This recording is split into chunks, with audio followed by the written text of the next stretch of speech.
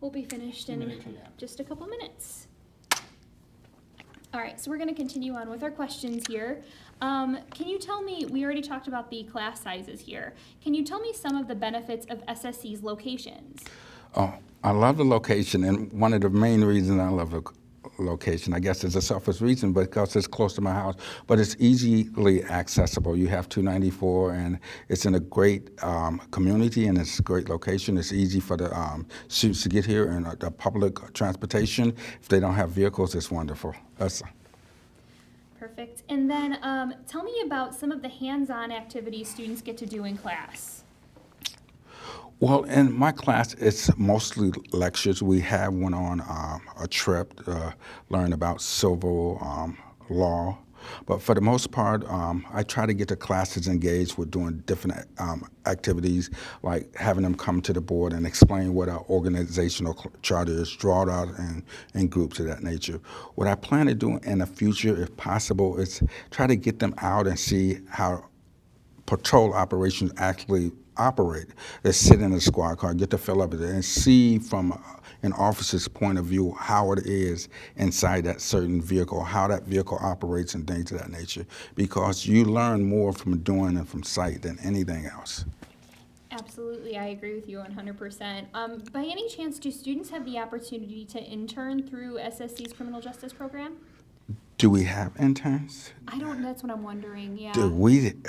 We currently do internships in Blue Island, but for right now, we didn't have to put it on hold because we training new officers, and the new officers take precedence over internship. So once we get those officers trained, then it's always that possibility for internship. But we only take one internship at a time, one intern at a time. So it's a lengthy process, so to speak. I can imagine. How about through South Suburban College's program? Like, does South Suburban College require their students to do an internship if they're going for an associate's degree?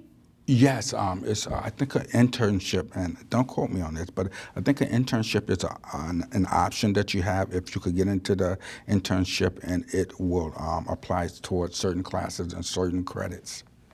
That's really cool. I can imagine that. I Yes. won't quote you on that. I'll, Yes, I'll talk yeah. to Jason too Yes, before we decide make to sure. do something like that. I will. Let's see. Because I know it was certain students that said they came to me. It was one female, and she asked me, she need to get into that internship for the school, and I was thinking the only reason she would want to get on there to help with credits for the school. So I don't know. Interesting. Okay. Yeah, I'll talk to Jason and find out. I know that it's required through their paralegal program. Okay. But yeah, I'm not positive, I guess, either about criminal Okay. justice. I'll ask him and find out. What are the job options for students who graduate with an associate's degree in the field of criminal justice from South Suburban College? Okay. The job options is, and this is important for the education. Education. What was I going to say? That's okay. You're going to cut. Yeah, we'll cut it. It's okay. What's important is to graduate from SSC, you are getting basically that step ahead of anyone who don't have that degree. A degree is important because it tells that employer two things about you. It tells that employer that you're educated, and it tells that employer that you started something and you finished it. And these are the qualities that employers are looking for in the recruits. These are the qualities that employers are looking for in law enforcement. So that's why it's important to start your degree at SSC and finish your degree. How about if I were to graduate with my associate's degree in criminal justice from SSC, what could I do professionally? Where could I go? Well, with an associate's degree in criminal justice, you could apply for state police. You could apply for just about any municipal police department. For example, with Blue Island, if you come in with a high school diploma, you're eligible to test for the position of police officer. However, what we do is we give preference points for people with that associate's degree. So by virtue of you having your associate's degree, you have preference points over someone that just have that high school diploma. Interesting. I didn't know that. Yes. Oh, okay. And then can you tell me I know that you said that you've been here about a year now at South Suburban, right? Yes. And as chief of police as well. Can you tell me a success story? You kind of talked a little bit about one of your students, but can you tell me a success story that you know of about another South Suburban College student? Or is it a little too soon still? It's just basically too soon Okay, because no you worries. know, I I haven't was had just someone come to curious. me and say, you know what, I'm a I did police officer this. now. Yeah, You yeah. know, and It's that gonna would be great. happen. Give it Yes, another I got a year. couple of them that they right on the borderline. They've been testing, so I'm pretty sure it's going to happen soon. Yeah, that student that you were talking about, that high school student, I wonder if you could give me like his name and contact info so I could reach out to him, because he might be good to have in this video too, to talk about the importance of starting soon. Yes, oh, that would be good. So if you could do that, that would be awesome. Yes, I because can. I think it would be really nice to include commentary maybe from some students as well. Okay. So we'll talk about that afterwards. What are some qualities or characteristics of someone who may be a good candidate for the field of law enforcement? Well, the qualities that we're looking for in law enforcement is, of course, someone that's disciplined, well-educated, someone that's capable, not only able, but capable of doing the job.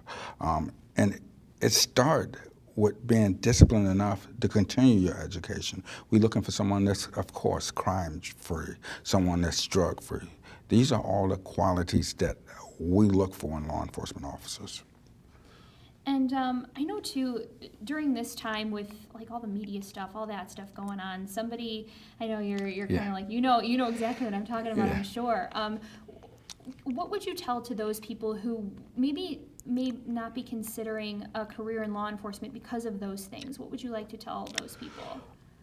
Well, the first thing, when you're in law enforcement, the thing you have to remember, you're like a fish in a fishbowl. Everywhere it's going to be watching you swim.